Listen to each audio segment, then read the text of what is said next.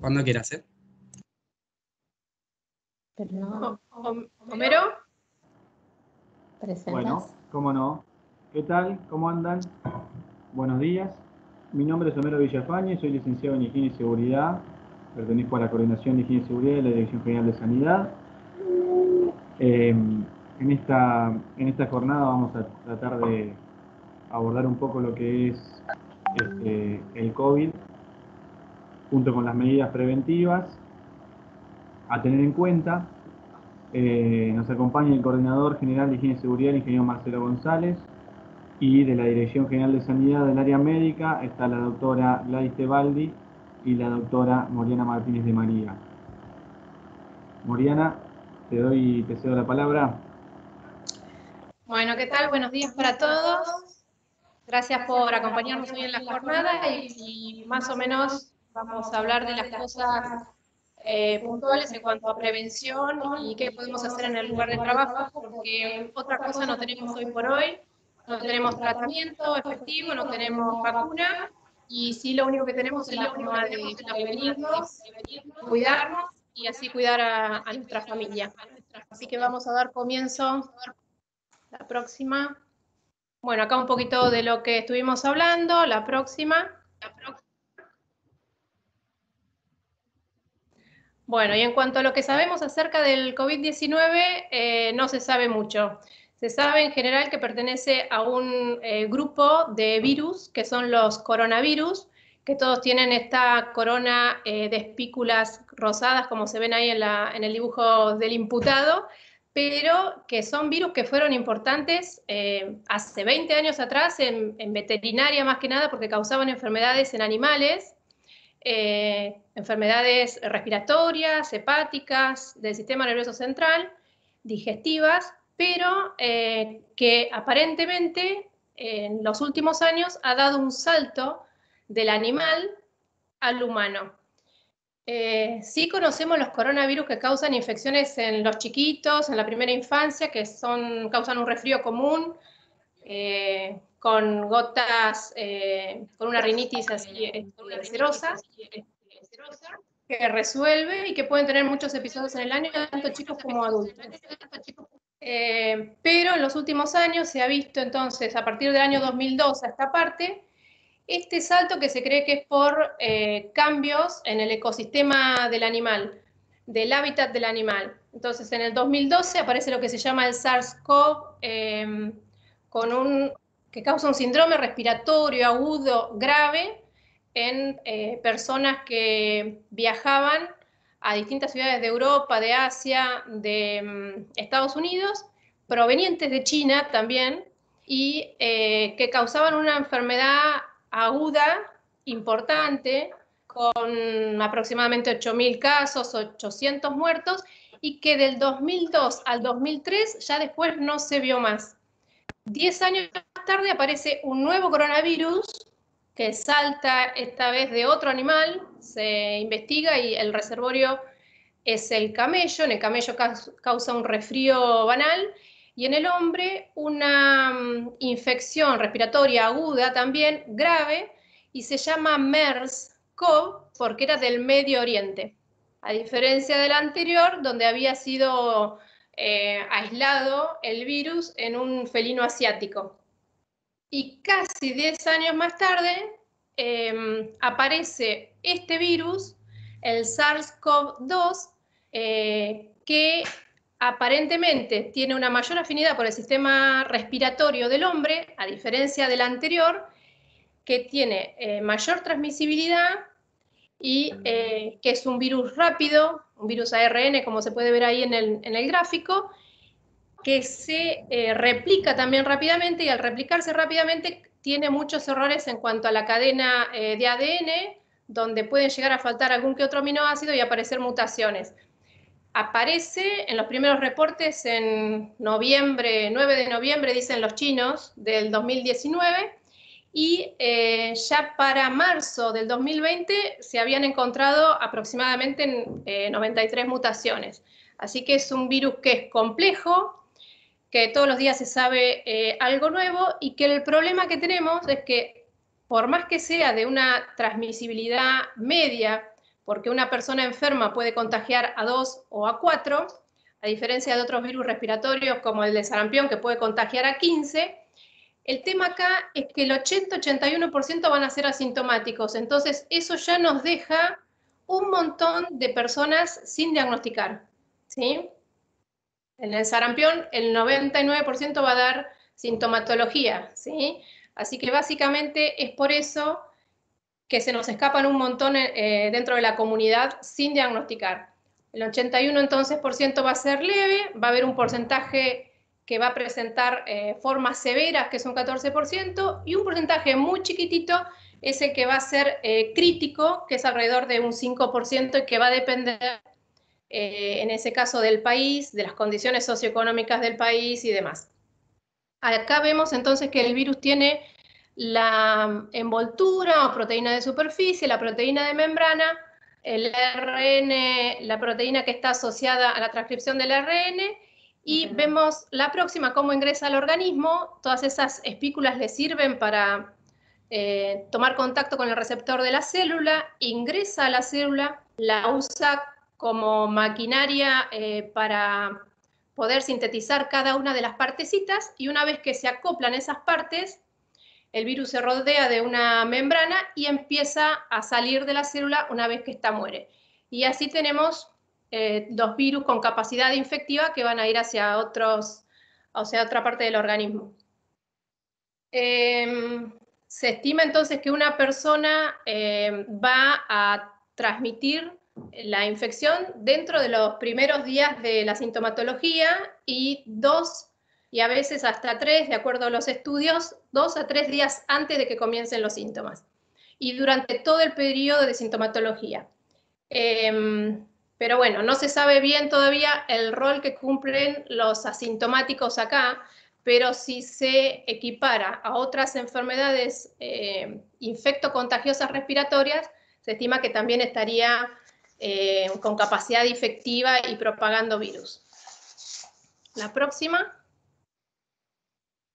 Bueno, acá vemos cómo va de persona a persona. La persona que está contagiada, que está portando, digamos, la enfermedad, estornuda, tose y lanza las moléculas y contagia a otra persona. Ese es un tipo de contagio. El otro es por contacto con objetos o superficies contaminadas, donde la persona tose o se toca con la mano la boca y después deposita sobre las distintas superficies el virus, que otra persona va a tocar y lo va a ingresar al organismo a través de los ojos, la nariz o la boca. ¿Sí?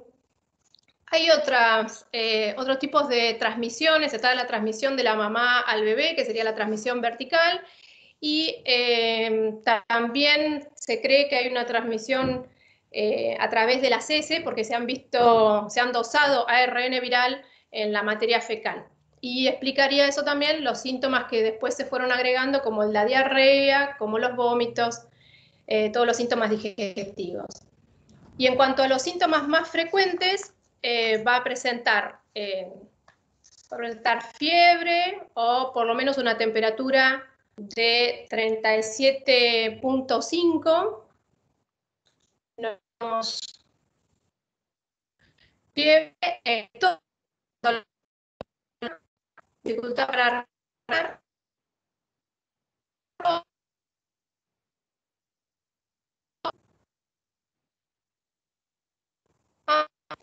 Bueno, dije la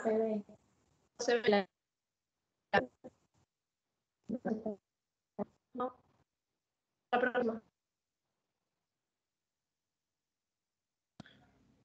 Se entrecorta la comunicación.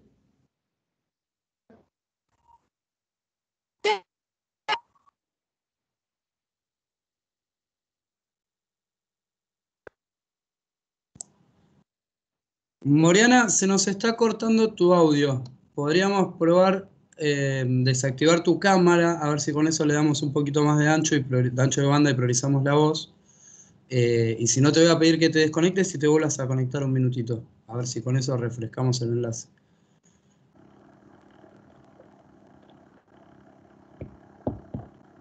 Perfecto, yo me quedo atento acá al ingreso de ella, superó. Dale. Excelente.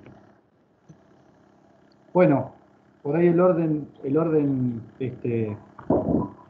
dicen que en matemática el orden de los factores no altera el producto. En este caso puede ser que sí, pero lo vamos a tratar de subsanar lo mejor que se pueda. Por ahí teniendo la explicación bien desde el área médica de qué es el SARS-CoV y cómo está conformado y demás, hay muchas cosas que se pueden entender. Pero no hay problema, lo vamos a subsanar de todas maneras. Un poco, la idea es presentarles cuáles son las medidas de prevención que en un trinomio se resumen y las encontramos de esta manera desde hace ya bastante tiempo. Incluso los medios de comunicación a veces hasta nos sobreinforman. Tenemos ciertas certezas dentro de toda la incertidumbre, viendo que esta enfermedad es muy dinámica y va cambiando constantemente todos los días o por lo menos todas las semanas, para no ser tan preciso. Todas las semanas te encontrás con información nueva. Por eso, dentro de todo esto, nosotros estuvimos haciendo una recopilación para poder justamente brindarle honor al título de la jornada y hacer un poco de actualización sobre lo que son las medidas preventivas y lo que es la enfermedad en sí. Un poco, iniciando por esto que yo les comentaba del trinomio, hago una aclaración, apago la cámara, tengo la cámara apagada justamente por lo que decía Fer del ancho de banda. Un poco hablando de este trinomio, ustedes van a encontrar que en todos los casos les van a hablar del uso de un tapabocas, que en realidad está mal llamado tapabocas. Yo creo que desde el momento en el que se inició la campaña de concientización por parte de los diferentes medios o sitios o organismos sanitarios, el hecho de decir tapabocas ha confundido quizás a la población, porque en realidad es un tapabocas nariz, porque lo que tiene que retener justamente son todas aquellas gotículas que nosotros podemos expeler y a la vez tratar de servirnos de también agente retensor hacia aquellas gotículas que nosotros podamos inspirar, sea por la boca o sea por la nariz. Ese va a ser uno de los trinomios que yo les comentaba. El otro va a ser el mantener la distancia, una distancia que se le llama distancia social, que es una distancia de seguridad, podríamos decirle. Y el otro va a ser la buena higiene de las manos. A medida que vayamos avanzando voy a dar también un poco la apreciación de lo que es a nivel país, medidas de lo que son sobre todo lo que es la higiene. Haciendo una breve distinción, nosotros tenemos tres tipos de higienes. Me parece que viene al caso poder hacer esa aclaración. Una es la higiene que podemos inferirla a lo que es el aseo personal. A esa nos vamos a referir cuando hablemos, por ejemplo, de la higiene de manos. Otra es la higiene que vamos a establecer en este caso como la higiene de superficies o la higiene de productos o de bienes. A eso nos vamos a referir cuando hablamos de limpieza y desinfección. Y otra totalmente distinta es la higiene ocupacional. Vieron cuando yo arranqué dije que era licenciado en higiene y seguridad. La higiene ocupacional se encarga de estudiar y prevenir lo que son las enfermedades profesionales. Obviamente que las tres están hoy íntimamente relacionadas justamente por este coronavirus. Bueno, yendo al caso concreto, al tema que yo les comentaba, el uso del tapabocas. ¿Por qué el hecho de usar un tapabocas, en realidad un tapaboca nariz? Porque justamente lo que va a hacer es disminuir la probabilidad de contagiarme a mí y de contagiar a otros, ¿sí? No le podemos llamar elemento de protección personal, más allá de la definición intrínseca que lleva el elemento de protección personal, que tiene que tener una homologación y demás, tiene que cumplir con ciertos requisitos, ensayos, etcétera, etcétera. No le podemos llamar un elemento de protección personal porque también es un elemento de protección para con quien yo estoy compartiendo el recinto, el lugar, ¿sí? Y no estoy hablando solamente del ámbito laboral, sino también estoy hablando de cuando voy al supermercado, voy al mercadito a hacer una compra, es lo mismo, estoy protegiendo al otro también. Es un elemento de protección social, ¿sí? Pero es muy importante el uso del tapaboca nariz justamente porque hay una disminución en la cantidad de partículas o gotículas que nosotros expelamos o que en su efecto podamos llegar a inspirar. Algunos cuidados para lo que respecta al uso del tapabocas nariz es que debe cubrir desde justamente la nariz hasta por debajo. Y obviamente que hay que tener cierta consideración en el hecho de, o cierto cuidado en el hecho de la gente que utiliza barba o que tiene barba, la barba larga, por una cuestión de higiene justamente. Por el otro lado, ustedes van a encontrarse con que en la mayoría de los casos los tapabocas pueden ser a grandes rasgos de dos maneras. Pueden ser tapabocas con elásticos o tapabocas con tiras. ¿Sí? Estamos hablando de tapabocas nariz siempre, ¿no? Los tapabocas con elásticos siempre se van a colocar y se van a retirar en base a los elásticos. Es muy usual, es muy frecuente ver que la gente está tratando de acomodarse siempre el tapaboca nariz, tocándolo y ejerciendo presión sobre la tela. Eso es contraproducente. Lo ideal es nunca tocar la tela, porque cuando nosotros empezamos a tocar la tela, lo que empezamos a hacer es favorecer su humedecimiento. Y si la tela se humedece, empieza a perder cierta efectividad, ¿sí? Es decir, el tramado que tiene justamente ese tapaboca nariz pierde eficacia a medida que va humidificándose. Y la otra manera que tenemos de encontrarnos un tapaboca nariz, o de tinte, que yo les decía, y la colocación del mismo es... Gómez de Sarabia, si sabemos cuántas mutaciones del virus hay en el país. Gladys, a ver si por ahí te puedo mutear. Ahí la silencio, ahí ya la silencié. Gracias, Fer, gracias, Fer. Perfecto. Ahí está, gracias. Bueno, y la colocación de los tapabocas con tiras, ustedes pueden ver que en general son los mismos tapabocas que se utilizan, es la técnica de colocación, no son los mismos, son la misma técnica de colocación que se utiliza quizás cuando se va a una sala de cirugía.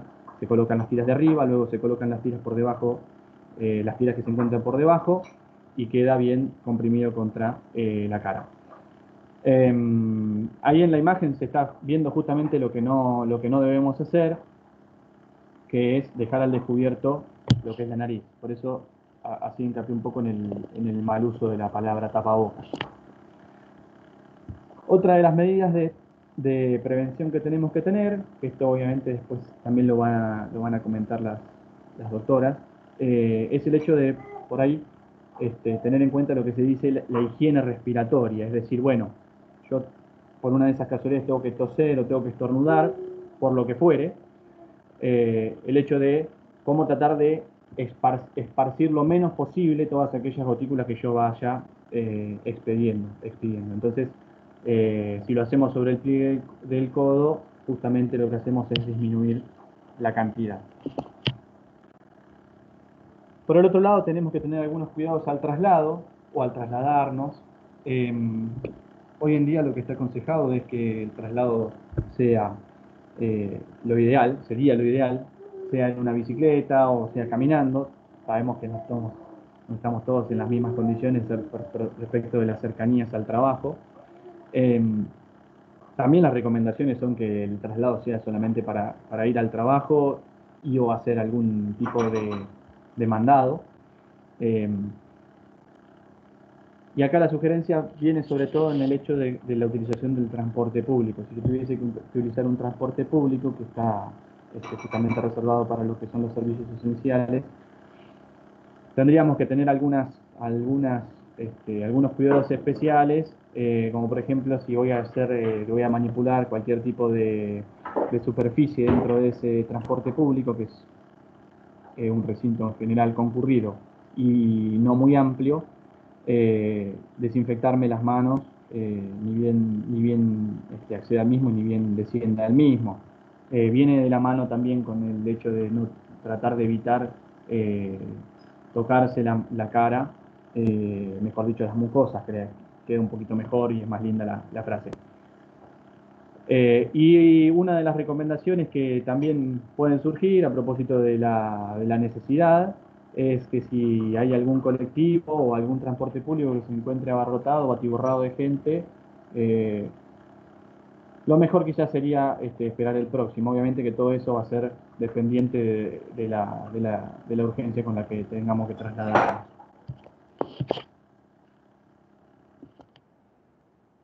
Bien. Un apartado especial va para el tema de decir que es obligatorio el uso del tapabocas o el cubreboca nariz. Todo el agente judicial, que ahora estamos hablando del Poder Judicial de la Provincia de Buenos Aires, todo agente judicial, sea Ministerio Público o Administración de Justicia o sea lo que sea, tiene de alguna manera el derecho y el deber, ¿sí? Tiene un derecho y una obligación, que es justamente no el fiscalizar, porque creo que el fiscalizar quizás es una palabra media chocante, pero sí el hecho de, por ahí, indicarle a cualquier otra persona que esté en los edificios o en los predios, que los edificios judiciales son sectores públicos también, que tiene la obligación de utilizar el tapabocas, sea agente judicial, funcionario judicial o sea del público general. Si ustedes se fijan en la mayoría de los edificios, por lo menos en el Departamento Judicial de La Plata, que es en el que yo resido o el que yo frecuento de manera habitual, el hecho del uso del tapabocas ya está impuesto de alguna manera, más allá de las resoluciones que sacó el Ministerio de la Gobernación de la Provincia de Buenos Aires, de que todo tránsito que vos efectúes por un medio público tiene que hacerse con un tapabocas. Dentro de los edificios judiciales he encontrado situaciones en las cuales la gente no está utilizando el tapabocas de una manera correcta, ¿sí? Es decir, o lo tiene bajo, o por ahí se pone a charlar y se lo baja porque dice que no se le entiende. Bueno, justificativos podemos encontrar siempre, o excusas mejor dicho, pero creo que eso es una cuestión importante. Por eso dice responsabilidades de todos la Filmina, justamente porque lo que se trata de hacer es entender que el generar conciencia no parte solamente desde el área de las áreas sanitarias, sino parte desde toda la población judicial toda. ¿A qué me refiero con esto? No es que va a existir un especialista en higiene y seguridad o un médico o algún representante de la dirección o de las delegaciones de sanidad que va a ir controlando por los pasillos que la gente use los tapabocas. No es lo que corresponde. Lo que corresponde es que se use per se y en su defecto, si yo tengo un compañero y me doy cuenta que no lo está usando, se lo tengo que remarcar, porque como decíamos al principio, no es solamente para un cuidado personal, sino también es para un cuidado social, es decir, para un cuidado mío. Bien, recomendaciones generales. Fíjense que no me salí todavía del trinomio. Avancé en algunas cuestiones, pero no me salí del trinomio. Fíjense, lavado de manos, toser, estornudar en el pliegue de un codo, no llevarse las manos a la cara, distanciamiento personal y, bueno, buscar atención en caso de presentar síntomas. ¿Por qué el hecho del distanciamiento? Justamente porque el distanciamiento lo que va a producir en términos de prevención, y las doctoras lo van a explicar con mayor detalle, seguramente, es disminuir la probabilidad o disminuir la cantidad de gotículas que sean expelidas por una persona al momento del habla, ¿sí? Y se sabe también que el virus del que estamos tratando hoy es un virus bastante pesado en lo que refiere a su peso específico, con lo cual no tiene un recorrido o no tiene una suspensión de mucho tiempo en el aire. Por eso es que la distancia es bastante útil y es una de las recomendaciones principales dentro de este trinomio. Eso no cambió, el trinomio del uso del tapabocas, la distancia social y la higiene de las manos no cambió desde que arrancó la pandemia hasta el día de hoy, ¿sí? Veníamos hablando de que es muy dinámico. Bien, otra sugerencia u otra recomendación dentro de lo que es el uso de los espacios de las oficinas del Poder Judicial. Lo digo con conocimiento de causa porque me ha tocado ir, no sé si todos conocen la torre de 13 y 48 que está en La Plata, que tiene 14 pisos. Me ha tocado subir hasta el piso 13, 12 incluso, y bueno, sé que se hace complejo, pero bueno, de su paso también hacemos un poco de ejercicio. El hecho de la recomendación de utilizar las escaleras y no los ascensores no es por la prohibición de usar los ascensores, sino más bien porque los ascensores son un espacio cerrado, son un espacio que generalmente no tiene una ventilación adecuada. Algunos ascensores sí tienen una ventilación adecuada porque tienen buenos motores y demás, pero no es el caso de toda la provincia. Entonces lo mejor o la sugerencia es siempre tratar de utilizar las escaleras. Y en el caso de tener que utilizar los ascensores por una imposibilidad o por aquel caso, la recomendación sigue siendo que se utilice por la menor cantidad de gente posible, ¿sí? Justamente por esto de que en los espacios cerrados no hay que atiborrar personas por las cosas que veníamos mencionando hasta ahora. Bien, otra precaución. Estamos empezando quizás a salir de la época invernal. Yo sé que sigue siendo frío, pero estamos empezando a salir un poco de la época invernal, con lo cual se hace todavía más énfasis en la recomendación de la ventilación de los espacios. La ventilación de los espacios es fundamental justamente para hacer una renovación de aire. No es una cuestión, la ventilación de los espacios no es una recomendación que se dé solamente por el tema del COVID. Es una recomendación que se da en general por todo tipo de enfermedad de transmisión de vía aérea. Hoy en día hacemos un poco más de énfasis porque el coronavirus está generando un impacto socioeconómico muy grande. Pero así como también pasa con la gripe común, en general y estadísticamente en Argentina, si una persona llega con gripe a un lugar, lo más probable es que en las semanas subsiguientes haya más personas de ese mismo recinto que no hayan tenido, que no presentaran los síntomas anteriores a la llegada de esa persona y que tengan la gripe luego. Una gripe común estoy hablando, un resfriado. Por eso es importante la ventilación de los ambientes. Voy a hacer un hincapié, voy a hacer un alto en el hecho de la limpieza de las manos. Está impuesto otra vez por el coronavirus que nosotros tenemos que aumentar la frecuencia de la limpieza y la higiene de nuestras manos y de nuestro cuerpo en general y de las superficies que vamos a manipular o en las superficies en las que vamos a trabajar. Esto es una pauta que llegó, entiendo yo, para quedarse. Esto debería haber sido así siempre y debe ser así de acá en más. ¿Por qué? El justificativo es el mismo que decía de la ventilación. Más allá del hecho de decir que la higiene es importante, hay muchas enfermedades conocidas y muchas enfermedades desconocidas que se transmiten por el hecho de manipular alguna superficie o por el hecho de no higienizarse correctamente las manos, no higienizarse correctamente las manos. Y nosotros como argentinos en particular tenemos una mala costumbre. Podemos llamarle mala costumbre o podemos llamarle buena costumbre. Para el caso viene a ser una mala costumbre, que es que no nos damos cuenta, pero así como el ojo parpadea muchas veces sin darnos cuenta, muchas veces nos tocamos la cara sin darnos cuenta, ¿sí? Es un acto reflejo, se le dice, un acto reflejo, y por ahí si quieren hacer la prueba, para los que estén escuchando, en algún momento del día, preocúpense por anotar en un papelito con rayitas, como si estuviesen jugando al truco, haciendo cuadraditos, fijarse cuántas veces ustedes por ahí se tocan la oreja, o se tocan la cara, o se rascan el ojo, o se tocan la frente, o se tocan el mentón, y van a darse cuenta que son un montón de veces las que nosotros nos tocamos nos tocamos la cara con la mano sin necesidad, y eso sin haber tenido esta precaución de ver qué manipulamos, qué no manipulamos. Sin perjuicio del coronavirus, lo digo como un acto que tiene que haber llegado para quedarse. Por otro lado, bueno, bien, evitar el contacto, como nos marca, somos también tenemos como tenemos la cultura del abrazo, la cultura del beso, somos muy afectuosos, a diferencia, por ejemplo, del europeo frío, seco, no lo critico como exclusivamente, pero sí lo describo, que muchas veces es reacio al abrazo, es reacio al apretón de manos, es reacio al beso. Nosotros tenemos esa característica muy valiosa por algunos aspectos y en este caso media contraproducente porque sabemos que el hecho de darnos un abrazo, de darnos un beso o de saludarnos de una manera muy afectiva, como decían las doctoras hoy, perdón, se dejó de compartir, no acabo de ver. Son contraproducentes. Y por el otro lado, obviamente, no compartir mate, bombillas, cubiertos, cualquier tipo de utensilio que sea de uso personal.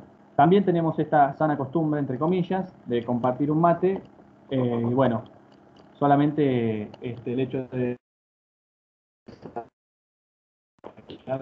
desde la misma bombilla que succionó de la persona, es otra fuente de contagio. Bien, una cuestión importante creo que es la de la higiene de los puestos de trabajo, ¿sí? Como una precaución general. yo como sugerencia, en lo personal, cada uno debería limpiarse y higienizar su propio puesto de trabajo. Más que nada por una cuestión de que nosotros somos un organismo que está acostumbrado a la manipulación del papel, y yo dejé el papel en determinado lugar y quizás si viene alguien y me limpia el escritorio y me lo corre del lugar, ya después me cuesta encontrarlo. Entonces, para evitar cualquier tipo de esas complicaciones, y además sabiendo que si yo limpio mi espacio sé cómo lo limpio, ¿no? Yo lo que sugiero es que la limpieza de cada uno, de cada espacio de trabajo, la haga cada agente judicial. Bueno, ¿con qué hacer las limpiezas y las desinfecciones? Nosotros sabemos que aplicando un elemento detersivo, después las DOC van a explicar cómo es el proceso de la ruptura del virus pero aplicando un elemento detersivo vamos a quitar una suciedad, y aplicando un elemento, después por el otro lado, aplicando un agente desinfectante vamos a poder, justamente, valga la redundancia, desinfectar. El proceso de limpieza y desinfección conlleva dos actos. Uno es la aplicación del producto y el otro es el fregado o la acción mecánica. Sin la acción mecánica nosotros no vamos a tener los resultados esperados, ¿sí? Es decir, si yo rocío alcohol por todos lados o rocío lavandina por todos lados, pero no aplico fricción, no voy a tener la desinfección que se requiere. Bien. Por el otro lado tenemos el hecho de la atención al público, sobre todo en las oficinas que estén hoy en día abiertas en su totalidad, que son varios departamentos judiciales, y aquellas que estén de turno de guardia. La atención al público siempre tiene que realizarse detrás de una pantalla protectora, o en su defecto, si no la tuviesen, la tenemos que realizar con la máscara facial como está colocada en la imagen, y tenemos que cerciorarnos de desinfectarnos las manos con alcohol en gel si es que no tengo el tiempo. A ver, ¿qué es lo mejor? Lo mejor siempre va a ser el uso del agua con el jabón, ¿sí? El hecho de ir al baño, poder desinfectarse y limpiarse, higienizarse las manos con agua y con jabón, ahora como les voy a mostrar en una filmina siguiente, es lo mejor. El por qué viene del argumento de lo que insisto, lo que le van a comentar las doctoras más adelante, del cómo se elimina el virus. En caso de no poder acceder al agua y al jabón, por una cuestión de rutina, por una cuestión de necesidad, por una cuestión de que tengo mucha gente, me ha tocado trabajar en mesa de entrada previo a trabajar en el área de seguridad y higiene, y sé muy bien que en los civiles, los días martes y los días viernes, que son días de nota, se te llena el rancho, como quien dice, y se complica un poco, incluso hasta ir al baño para poder hacer tus necesidades, algo que tengas un compañero piola que te pueda cubrir, como me pasaba a mí. Pero si no podés, porque no se te da la posibilidad por la cuestión del trabajo, la desinfección con el alcohol en gel es bastante importante. Una aclaración previo al cuidado de llegar a nuestra casa respecto de lo que es el alcohol. El hecho de rociar alcohol en superficies es una cuestión contraindicada. No hay que rociar el alcohol desde una distancia. Es decir, lo ideal es, si tengo un alcohol etílico al 70, que es el que se utiliza con más frecuencia para desinfectar, lo tengo que rociar sobre un paño y después el paño pasarlo. Porque el alcohol es un producto inflamable, eso es conocimiento de todos, e incluso se han producido algunos accidentes a propósito de las chispas generadas por propios artefactos eléctricos y el alcohol que circundaba o el alcohol que se había pasado de ese propio artefacto eléctrico, o incluso también a las propias manos. Yo me aplico alcohol en gel y después, para poder manipular, por ejemplo, que les digo, una perilla de luz, o para poder manipular una computadora o algo de eso, tengo que dejar que el alcohol se evapore. Se evapora muy rápido. El alcohol en gel también se evapora muy rápido. Y si yo me aplico alcohol líquido, se evapora muy rápido. Pero el hecho está en dejar que se evapore verdaderamente, para evitar sufrir cualquier tipo de accidente de este tipo. Y lo mismo es con el traslado cuando yo tengo que utilizar o manipular un vehículo. Fíjense que por lo general, cuando nosotros decimos, entre comillas, que estamos cargados de estática, cuando nos bajamos del vehículo y el vehículo nos patea, entre comillas, sigo hablando entre comillas, bueno, al momento de subirse, al momento de bajarse, cuando me tengo que desinfectar, tengo que tratar de, previo al encendido y previo a toda otra cosa, incluso previo al encendido, si yo desinfecto el volante, desinfecto la palanca de cambios y demás, tengo que dejar que se evapore, y obviamente lo tengo que hacer siempre con la ventanilla abierta.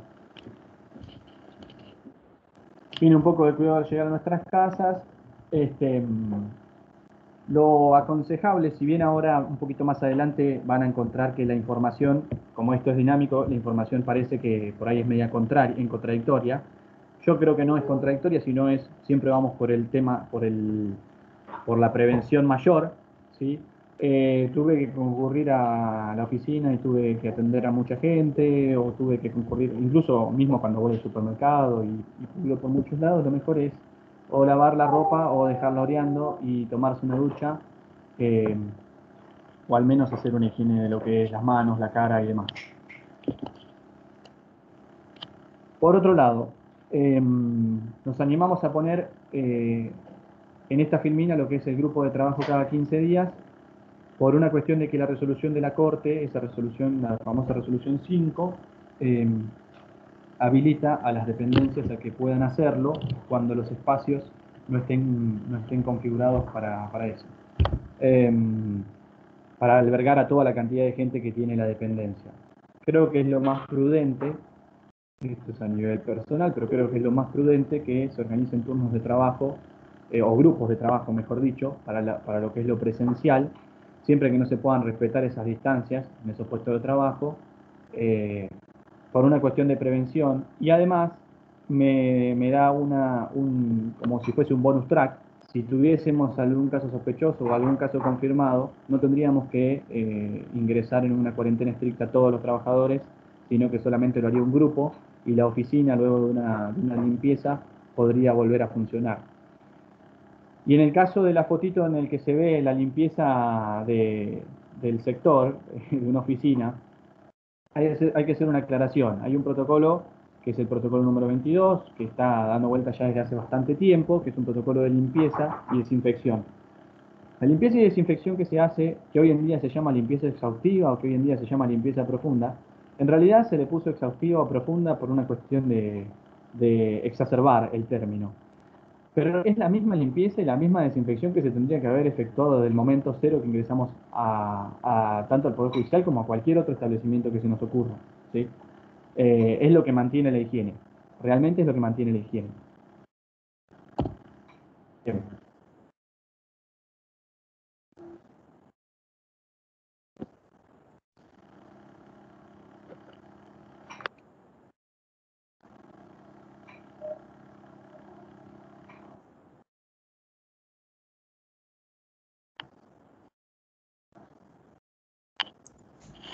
Disculpamos, pero está sin audio el video. Si querés poder dejar de compartir, tildarle la opción de incluir audio del sistema.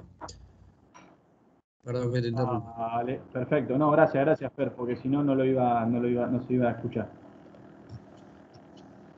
A ver ahora si tenemos suerte.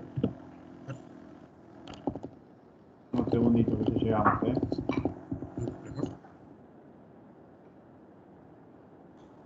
¿Cómo lavarte las manos correctamente? Ahora sí. Mojate las manos. Aplica suficiente jabón para cubrir toda la superficie de la mano. Frotá la palma de las manos entre sí. Frotá la palma de la mano derecha contra el dorso de la mano izquierda entrelazando los dedos y repetí lo mismo con la otra mano. Frotá la palma de las manos entre sí con los dedos entrelazados. Frotá el dorso de los dedos de una mano contra la palma de la mano opuesta manteniendo unidos los dedos. Rodeando el pulgar izquierdo con la palma de la mano derecha, frotalo de igual modo con movimientos de rotación y repetilo con la otra mano. Frotá la punta de los dedos con la mano derecha contra la palma de la mano izquierda, haciendo un movimiento de rotación e igual con la otra mano. Enjuagate las manos. Secalas con una toalla de un solo uso.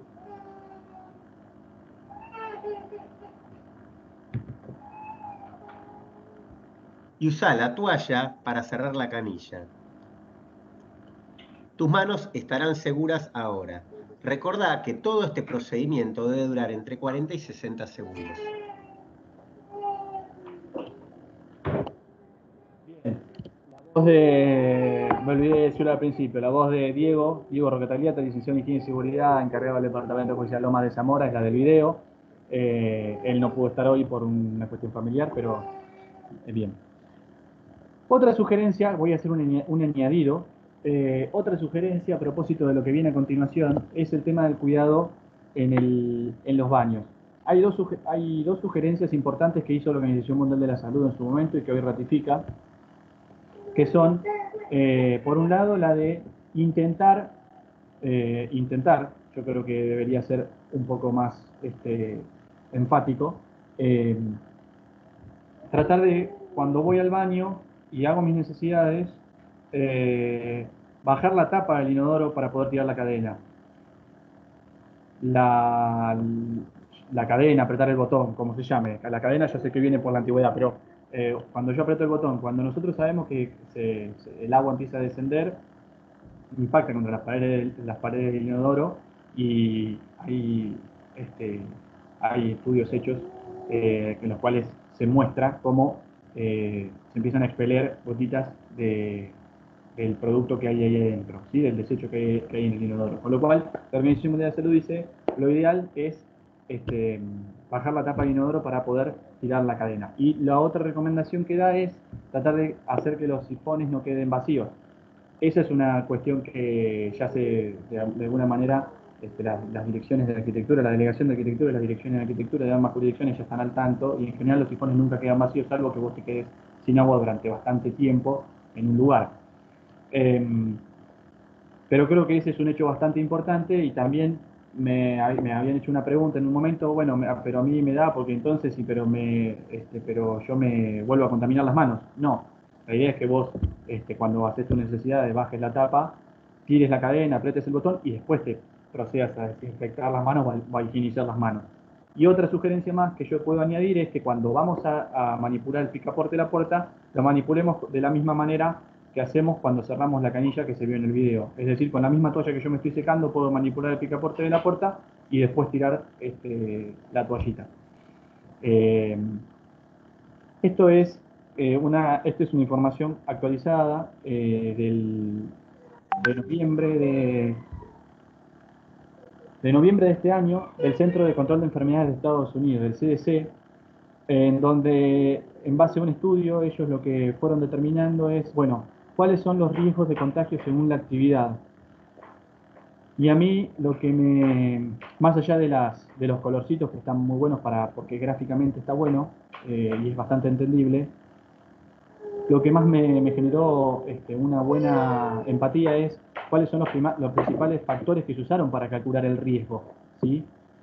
Fíjense que está interior versus exterior, espacios estrechos versus grandes espacios y ventilados, alta densidad de personas versus baja densidad de personas, exposición más larga versus exposiciones más cortas. Y lo que hacen simple y sencillamente es ratificar el trinomio que veníamos hablando de prevención, ¿sí? Fíjense cómo el hecho de tener espacios ventilados, el hecho de estar tratando de mantener una distancia respecto de la cantidad de personas, el hecho de ver que haya menor cantidad de exposición en el contacto, etc. Y por último, más allá del Centro de Control de Enfermedades de Estados Unidos, CDC que yo les comento, hay una revista científica, otra revista científica de Estados Unidos. Insisto con que esto es muy dinámico y todo lo que dicen hoy quizás mañana ya no sirve, pero bueno, es lo que tenemos a la actualidad, que la revista científica de Lancet en Estados Unidos es bastante conocida, habla de un muy bajo riesgo de transmisión desde las superficies, ¿sí? Esto también lo pueden encontrar en un artículo de Infobae, si quieren lo pueden buscar así, transmisión sobre las superficies Infobae, y los va a llevar a esta revista científica del Lancet, en donde habla un poco del bajo riesgo de transmisión desde la superficie. Obviamente, que volviendo sobre mis pasos y aclarando y haciendo la salvedad de que la prevención para nosotros es lo primero, esto no implica que el riesgo de transmisión por la superficie, que hoy en noviembre nos dicen, hoy en septiembre nos dicen, las ganas de que sea noviembre, que hoy en septiembre nos dicen que es bajo, no implica que yo tenga que dejar de hacer la limpieza y la desinfección de mi puesto de trabajo, o se tenga que dejar de hacer la limpieza y la desinfección de los espacios comunes. Una cosa no implica la otra. Sí, lo que me está dando a mí es cierta tranquilidad, o si se quiere, me da cierta actualización sobre los grandes temores que se suscitan a propósito de lo que es, por ejemplo, el manipuleo del papel y demás. Bueno, después también indica que hay muy bajo riesgo en las actividades al aire libre, indica que hay riesgo bajo estar cerca de alguien, siempre respetando la distancia de 2 metros, hablar con alguien cara a cara con una mascarilla, con un tapaboca nariz, si el límite es inferior a 4 minutos, bueno, si estás caminando, corriendo, en bicicleta, bueno, acá un poco estipula esto. Y fíjense el punto 3, que es bastante interesante, dice riesgo muy alto de reuniones en espacios cerrados como oficinas, lugares para hacer cines, servicios religiosos, cines o teatros. Riesgo muy alto en reuniones en espacios cerrados, como oficinas, con lo cual acá estamos haciendo otra vez un hincapié sobre lo que mencionábamos a propósito de la formación del grupo de trabajo, cuando los espacios no dan para albergar la cantidad de gente que tenga. Bueno, por otro lado está el tema de la desinfección de las manos, pero ahora con la aplicación del alcohol en gel. Es lo mismo que se mencionaba en el video, nada más que con la aplicación del elemento sanitizante. Y bueno, una de las frases que más gustó es que el todo es más que la suma de las partes. Como conclusión, podemos decir que hoy en día la prevención no solamente parte para lo que es la salud de un individuo, sino que lo hace para lo que es, primero, sus allegados y segundo, la sociedad toda. Ya dejo de compartir la pantalla. Y Gladys, perdón, Moriana, ¿estás por ahí? Estoy acá, sí. Pido mil disculpas, pero se nos cortó internet, así que bueno, había quedado con el tema de qué pasaba si teníamos sintomatología respiratoria. Me voy a sacar la imagen, así tenemos mejor conectividad, ¿sí? Perfecto. Ahí está. Así que si teníamos síntomas compatibles con COVID-19, quedarnos en casa, no ir ese día al lugar de trabajo, llamar al 148 en provincia o al 107 en capital, y tenemos el teléfono de contacto ahí, el 0800 de IOMA. Hacer efectiva la notificación en el lugar de trabajo como cualquier otra enfermedad. Llamar dentro de las 2 primeras horas a nuestro lugar de trabajo, como dice la acordada 2300, avisar que tenemos sintomatología, que puede ser un COVID-19, y brindar los teléfonos, el teléfono con el que cuente o algún otro teléfono de contacto, para que una vez que llega el pedido de reconocimiento médico a sanidad, se puedan comunicar con esa persona, ¿sí? Conducta ante un caso sospechoso va a ser el aislamiento domiciliario. Hay un montón de requisitos para llevar a cabo el aislamiento. Va a depender obviamente de la casa que tenga cada uno, el lugar donde se pueda ir. Pero, digamos, lo más importante sería que sea una habitación, que no la comparta con nadie, con adecuada ventilación, en lo posible en algún momento del día con luz solar, que se pueda abrir una ventana y en todo caso que haya circulación cruzada, contar con un baño de uso exclusivo dentro o fuera de la habitación. Si está afuera, cada vez que sale la persona al baño, luego hay que desinfectarlo, y contar con un tacho de residuos dentro de la habitación con una bolsa plástica, que idealmente sea con apertura pedal o que sea con boca ancha, con una bolsa que sea lo suficientemente ancha la boca para no tocar ningún lugar cuando desecho, por ejemplo, los pañuelos. No compartir utensilios de cocina, ni las toallas, que deben ser uso exclusivo de la persona que está aislada, que se deben lavar periódicamente, y obviamente no van a estar permitidas las visitas, y se aconsejan a las personas que viven con el sospechoso de que no salgan de la vivienda. Eso sería un caso sospechoso. Cuando tenemos caso confirmado de COVID-19, cuando a esa persona sospechosa se le hace el estudio de PCR para SARS-CoV-2 y da positivo. Hay que hacer una salvedad. Por ejemplo, acá en La Plata tenemos áreas de transmisión comunitaria del virus, entonces por un criterio clínico epidemiológico se va a considerar también casos confirmados a aquellos casos sospechosos que sean contacto estrecho, conviviente, de un caso COVID-19 positivo confirmado por laboratorio. ¿Qué significa caso conviviente o contacto estrecho conviviente? Es toda persona que comparta la habitación, el baño o la cocina de un caso confirmado de COVID-19. Entonces, a todas esas personas no se le haría el estudio para diagnóstico etiológico, salvo si algunos casos en particular, que conviva con una gestante o que la persona tenga factores de riesgo, etcétera. ¿Qué hacemos entonces con el caso confirmado? La conducta es también el aislamiento. Y el rastreo de todos los contactos. ¿Qué personas estuvieron en contacto con él para implementar el aislamiento preventivo y en ese caso disminuir la propagación del virus? Y ahora vamos entonces a lo que es un contacto estrecho laboral. Son aquellas personas que estuvieron en contacto con un caso confirmado de COVID-19 y que hayan permanecido a una distancia menor de 2 metros durante al menos 15 minutos durante la jornada laboral y dentro de las 48 horas previas a la aparición de los síntomas. Habíamos dicho que los síntomas se presentaban, pero de un día a 2 días antes ya se puede aislar ARN viral del sistema respiratorio de la persona infectada. Por eso la salvedad de los 2 días previos. ¿Qué se hace con el contacto estrecho? La cuarentena. Y bueno, y un poquito para hablar de cómo protegernos, porque dijimos que era hoy por hoy lo único que teníamos, que ya estuvo hablando de eso Homero, del lavado de las manos, las medidas de higiene respiratoria, el uso de tapaboca, nariz o mascarilla y el distanciamiento social. ¿Cuándo lavarnos las manos? Antes y después de manipular basura, antes y después de comer o manipular alimentos, luego de haber tocado superficies públicas, mostradores, pasamanos, picaportes, luego de manipular dinero, llaves, animales y después de ir al baño.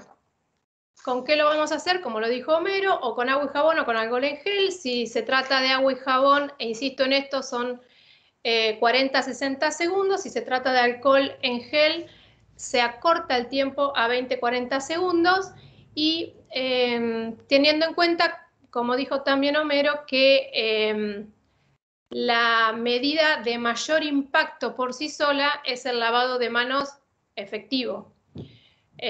¿Por qué? Porque el jabón destruye al coronavirus a destruir la capa lipídica que lo recubre, quedando expuesto todo lo que es el material genético y de esa manera las proteínas y todos los fragmentos del virus son arrastrados por el agua. Ahí están los dibujitos de las técnicas correctas que ya los puso Homero. Y el otro punto serían las medidas de, ahí están los dibujos, de las medidas de higiene respiratorias, que se llevan a cabo para cualquier enfermedad infecto-contagiosa respiratoria, para una gripe, para el coronavirus, para un catarro de vías aéreas inferiores, cubrirse la nariz y la boca con el pliegue interno del codo o usar el pañuelo descartable al toser o estornudar, eliminarlo inmediatamente en un tacho cercano, un cesto de basura, lo mismo de siempre, que sea lo suficientemente amplio como para no tocar nada o que tenga el sistema pedal, y posteriormente lavarse las manos. Y por último, el uso de la mascarilla, que ya también estuvo hablando Homero, que hay un decreto que lo declara obligatorio, y que las mascarillas son de uso individual, se usan durante toda la jornada laboral, no interfieren en nada con las tareas habituales que uno desarrolla, y que existe el procedimiento correcto también para colocársela y sacársela. Aparte deben ser este tapaboca nariz de una tela, de varias capas de tela o por lo menos 2, y que sea lo suficientemente firme como para que cuando uno lo lava no se deforme. Bueno, el procedimiento antes de colocársela, lavarse las manos, posterior para sacárselo también, y asegurarse que cubra boca, nariz y hasta la barbilla. y se retiran por las tiras que ajustan detrás de la cabeza o las orejas. Se lavan diariamente, se pueden lavar a mano, en lo posible con agua caliente o en el lavarropas, con cualquier jabón o cualquier tipo de detergente. Y un poco más de lo que ya había dicho Homero, cómo usarla correctamente, que están los grafiquitos. Del puente nasal hasta la barbilla, que es la forma correcta la persona de la derecha, y cambiarlas cuando están visiblemente sucias, rotas o húmedas. Y bueno, y nunca tocarse la cara ni tocar la mascarilla. Y después tenemos un gráfico que habla de cómo el uso del barbijo reduce a un mínimo la capacidad de los contagios, donde va de muy alta a prácticamente nulo. Ahí tenemos, en la primera, que es muy alta, hay un 90% de probabilidades de que la persona que está a la izquierda, que es el portador de COVID-19, contagie al de la derecha, ¿no? La chica al hombre, como se ve en el dibujito. En el caso de que el receptor esté usando barbijo, la probabilidad de contagio baja ya a un 70%. En caso de que los dos tengan barbijo, la probabilidad baja a 1.5%. Y si a ese hombre del final del dibujo le colocamos una máscara, estaremos reduciendo a 0.5% la probabilidad de contagio. Así que ahí se ve verdaderamente la importancia del uso de tapaboca-nariz. He hecho los estudios con una distancia menor a 1,5 metros. Y por eso el distanciamiento social se estipuló en 2 metros de distancia de persona a persona. ¿Por qué? Por este gráfico que también hoy hablaba un poco Homero, de que el contagio entre las personas, mientras una habla con un ritmo, digamos, con un mínimo de 15 minutos y a una distancia de 1.5 metros, se ve la dispersión de las partículas que caen prácticamente a los pies de la persona. Eso están hechos los estudios a 1.5.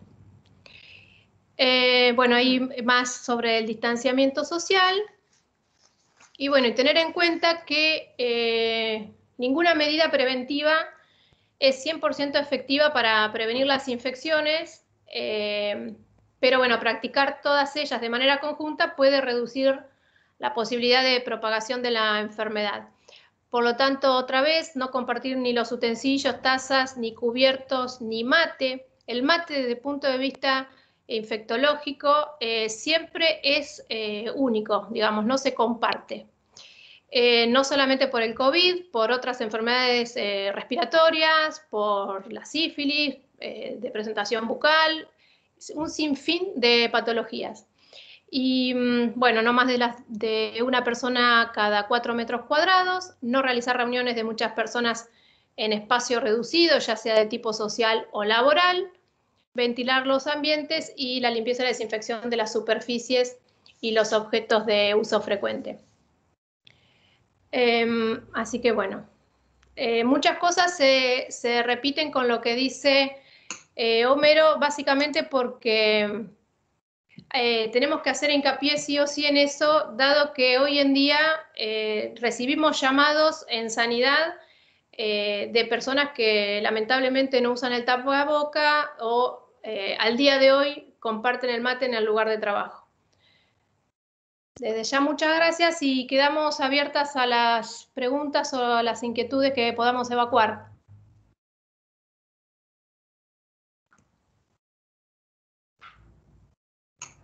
Bien, clarísimo, muchas gracias. ¿Se escuchó clarito entonces ahora? Se escuchó perfecto. Acá hay una consulta, Gladys, si te parece y tenés ganas de contestarla. Dice, ¿cuántas de estas mutaciones se encuentran en nuestro país a la fecha? Pregunta Roberto. Bien, ¿se me escucha? Sí, se te escucha perfecto. Ah, bueno. Sabemos que el Instituto de Estudios Microbiológicos en nuestro país, donde se ha centrado toda la investigación viral es el Instituto Malbrán, instituto de referencia a nivel nacional, y lograron en el mes de abril secuenciar en forma exitosa lo que es el genoma completo del SARS-CoV-2 de muestras obtenidas localmente acá en la Argentina. Si bien a medida de que han aumentado la cantidad de muestras, han ido estudiando las posibles cambios en las cepas y sobre todo debido a que mucho tiene que ver con los cambios que se presentan geográficamente en cada país y pueden ser diferentes de uno a otro. No hay ninguna publicación del estudio de Malbrán sobre la cantidad de mutaciones que se hayan detectado hasta la actualidad. Con eso con respecto a la primera pregunta.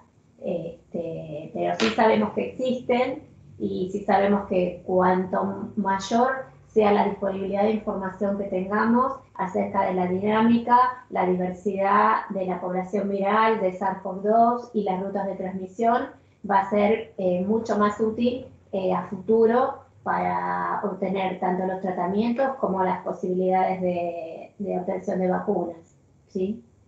No sé si quedó aclarado, Roberto. Muy claro, muchísimas gracias, muy preciso, muy preciso. Había tenido en cuenta por una publicación de Malbrán, salió televisada, que habían tenido solo esa primera cepa que habían investigado por la que tenían el genoma, pero que no habían hecho una segunda investigación para ver si había otra dando vueltas, que solo tenían la primaria y nada más, de las 90 y pico, solo tenían esa, pero es porque solo esa se había logrado detectar por investigación. Hay un estudio en curso, que es el estudio País, sí, que está centrando las investigaciones de múltiples centros a nivel de Argentina, para ver si se logra recopilar más información. Sí sabemos que la cepa circulante en nuestro país es altamente contagiosa, lo que todavía no se sabe es si la cantidad de mutaciones que presenta este virus es igual, superior o menor a lo que podría ser la mutación del virus de la influenza. Eso todavía aún no se ha podido especificar con ensayos en nuestro país. Bueno, había otra pregunta. Impecable profesionalismo y dicen de ustedes, así que gracias, muchas gracias. Sobre frecuencia de higiene y reemplazo de los barbijos. Bueno, en cuanto a la frecuencia de higiene, lo que se recomienda es que sea diaria, así como mencionó Moriana, que al llegar al domicilio o en el domicilio se proceda al lavado de todos los elementos personales, la ropa y demás, con agua y jabón o detergente. El mismo procedimiento se tiene que emplear con los barbijos, o sea que lo adecuado sería que tengamos más de uno, porque al llegar del trabajo tendríamos que lavarlo con jabón blanco, con agua y detergente, con lo que fuera, a mano o como les resulte más conveniente, y lo ideal es que sea con agua lo más caliente posible. Si es cercano a los 90 grados mejor, pero sí, que sea con jabón y detergente y agua caliente, nada más, diariamente. Y con respecto a en el medio de trabajo, ya Moriana también mencionó, y lo mencionó Mero, que si se rompe el barbijo o se humedece, hay que cambiarlo. Entonces, hay una recomendación que nosotros muchas veces nos damos y que lo hemos charlado porque nos preguntan qué pasa si hablo mucho por teléfono y el barbijo se me humedece durante la mañana. Y bueno, nosotros sugerimos que si pueden llevar dos, realmente son, son económicos, se consiguen fácilmente en todos lados. Muchas personas incluso lo pueden realizar ellos mismos con muchos tutoriales hay que para realizar barbijos. Entonces yo creo que no sería un impedimento el decir, bueno, sugerimos que se lleven dos barbijos siempre que salimos por alguna eventualidad, que se nos caiga, que se nos pierda, que se nos rompa o que se nos moje, o que las tiritas, si son elásticas, se nos rompa el elástico, y bueno, esas cosas pueden pasar. Entonces siempre como sugerencia, si bien no está escrito en la bibliografía en ningún lado, bueno, la práctica diaria nos hace recomendar lo de llevar 2 barbijos, que nos parece algo como bastante adecuado. No sé si contesta a la pregunta tuya, Roberto. Sí, impecable. Gracias por la calidad y la deferencia de contestarlas con tanto profesionalismo. Muchas gracias. Sí, muy claras, muy claros. Hay una consulta más, dos. Una de Marcela Si una Lizardo que persona pregunta. Exacto. Si una persona ya padeció COVID y yo no, ¿habría riesgo de contagio? Y esto, diariamente, digamos, nos encontramos con que nosotros mismos nos vamos sorprendiendo dentro del ámbito médico con respecto a cómo es el comportamiento del virus. Uno tendría que pensar que si ya se contagió, a pesar de que hoy ya se sabe que los anticuerpos no son de por vida y durarían un pequeño periodo de tiempo, y eso hace que esa persona no sea inmune de por vida a la enfermedad, por eso los rebrotes que están apareciendo en países europeos en este momento. Pero también, si una persona ya padeció COVID y yo estoy con ella, yo tampoco estoy exenta de riesgo 100%. El riesgo cero en este momento, más aún con COVID y con la enorme cantidad de interrogantes que tenemos, no existe. Entonces, aunque ya haya padecido el COVID, decir no uso barbijo o no hago el distanciamiento porque yo ya lo tuve, eso no corre. Por lo menos es la recomendación más sana que les podríamos dar, porque realmente en la actual cantidad de información que tenemos es lo que sabemos hasta ahora. Entonces, las medidas tienen que seguir siendo las mismas.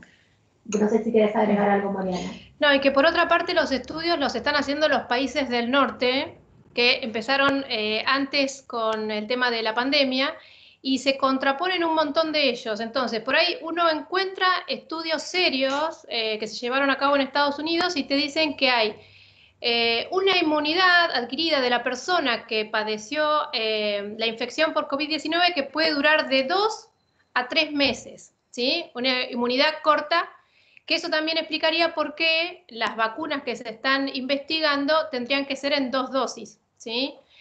Pero por otro lado, hay personas también que fueron persistentemente positivas en los estudios de PCR que buscan el ARN viral, ¿sí?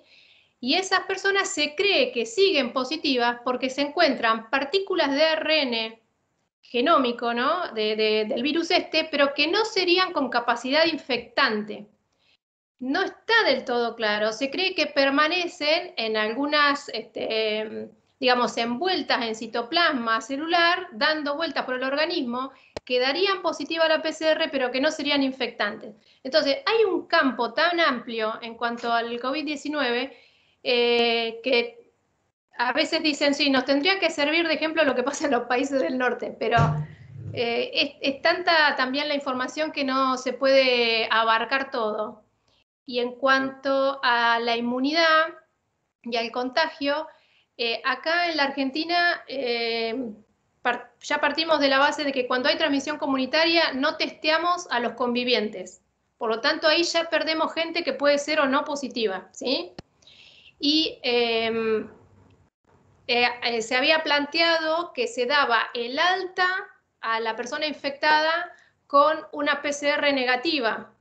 Después se planteó que no, se daba el alta con 3 días asintomáticos.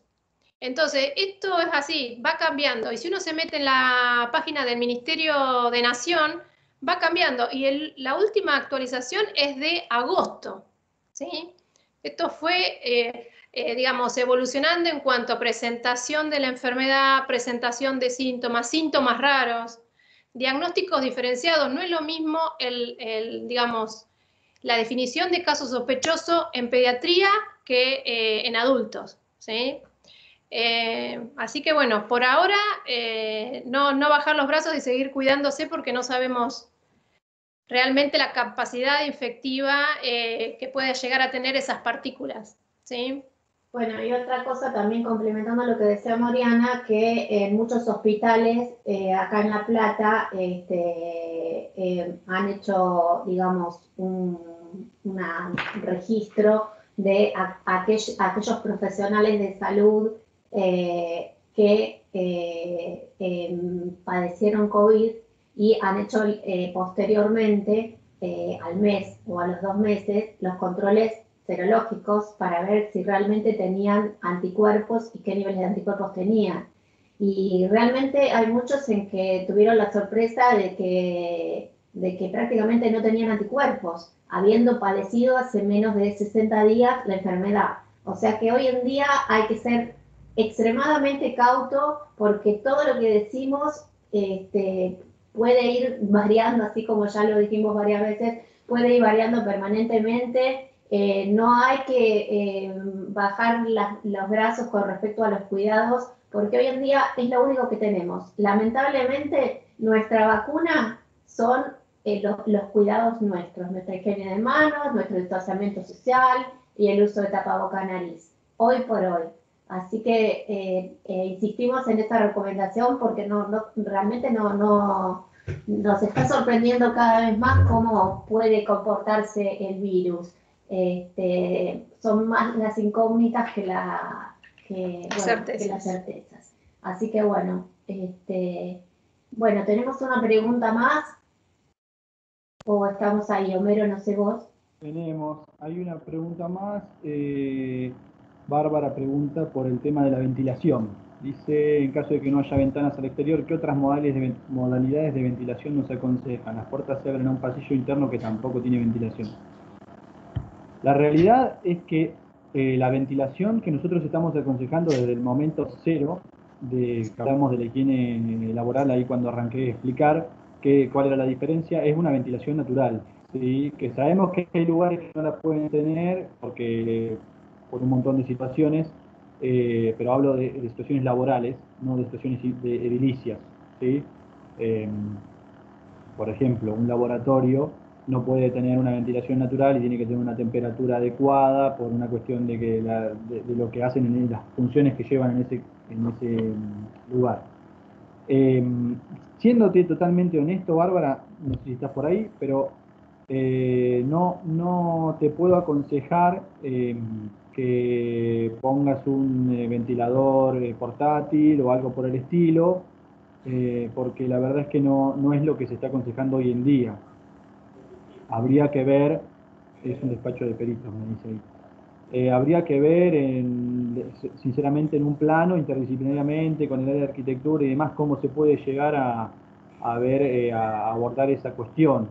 Creo que eso es la única manera que habría para solventar el problema. Yo había leído, Homero, pero de este tema saben obviamente ustedes, por ahí en los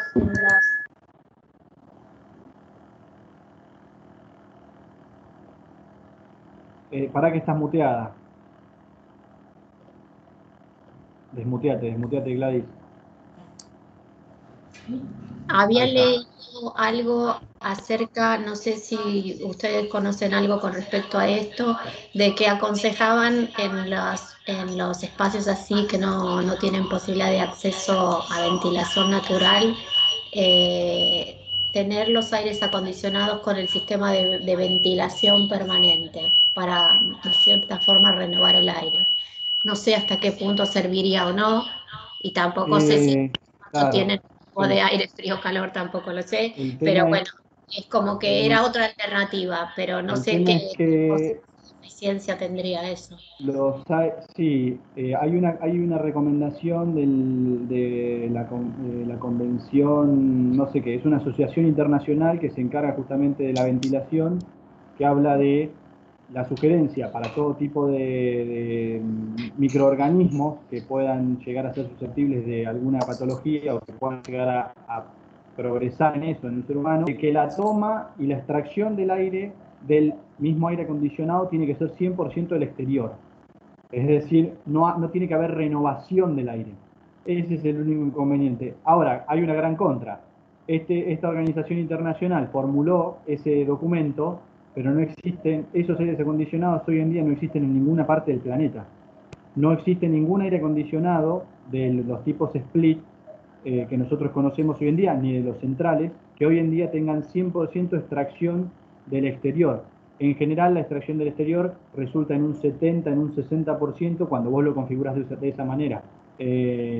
Por eso es que esas sugerencias serían muy útiles si fuesen aplicables a la realidad, pero esto incluso está el mismo documento, lo refuta una organización, ahora no me acuerdo bien cómo es la sigla, pero que habla de laboratorios microbiológicos, en donde los aires acondicionados tienen que tener ciertas consideraciones, pero dicen, ni siquiera nosotros, que somos un organismo que necesita de un aire acondicionado, una temperatura, de una humedad relativa específica y demás, tenemos la posibilidad de eso, y dicen que el caudal, o sea que la proporción máxima que podían ellos hacer de aire exterior, de toma y extracción, es del 80%, no del 100%.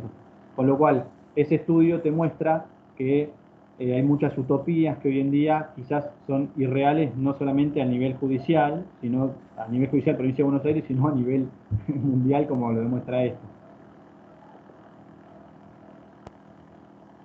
El único aire acondicionado que nosotros, que hoy en día yo conozco, que nosotros tenemos, que son de toma de aire exterior, que se pueden configurar para que sea de toma de aire exterior 100%, son aires que hoy en día ya están entrando en recambio. ¿Por qué? Porque su eficiencia energética es muy deficiente para lo que se lo necesita. No sé si todos conocen, pero el Palacio de Justicia hoy en día todavía tiene algunos, que son unos aires acondicionados cuadradotes, bien antiguos, marrones, que el equipo está separado del aire. Esos aires tienen la configuración y se los puede colocar, que no es una extracción 100% exterior, pero sí puede llegar a un porcentaje casi similar. Pero son los únicos y hoy en día están todos, cada vez hay menos de esos en todos los lugares, no solamente en el Poder Judicial, sino en las casas. Vos te vas a comprar un aire split para tu casa y en general te compras un sistema split, porque la eficiencia energética es mucho mayor y es otra de las grandes circunstancias que tenemos hoy en día, que es el tema de la eficiencia y deficiencia de energía. Bueno, no sé, Homero, si hay más preguntas. En el no auditorio si quedó alguna duda. Esperemos haber podido responder claramente a todas las interrogantes. Fernando, ¿estás por ahí? Acá estoy, Homero. Creo que estamos mucho mejor en tiempo que la última vez, ¿no es cierto? Estamos mejor. No se cortó tanto. Estuvimos bárbaros con las presentaciones. Lástima esos minutitos que se nos cortó, pero Bueno. le decía a Homero que después en la edición del video, antes de subirlo, corto ese pedacito. Perfecto. Bueno, y cualquier cosa, este ciclo de actualizaciones de pandemia de COVID-19 se va a volver a realizar una tercera edición el 26 de septiembre. Así Exacto. que si saben de alguien que no haya podido unirse hoy y quiera hacerlo la próxima vez, bueno, veremos qué novedades tenemos para esa fecha, si hay algo nuevo. Se pueden inscribir a través de la página de Instituto de Estudios Judiciales. Bueno. Impecable. Bueno, gracias Fernando por todo, como siempre. Gracias Homero. Muchas gracias Marcelo, muchas que debe gracias estar Mariana, por ahí. gracias Marcelo. Gracias Bueno. Fernando, siempre muy atento. Bueno, gracias, nos vemos. Nos vemos en la próxima. Hasta luego. Muchas gracias. Hasta luego.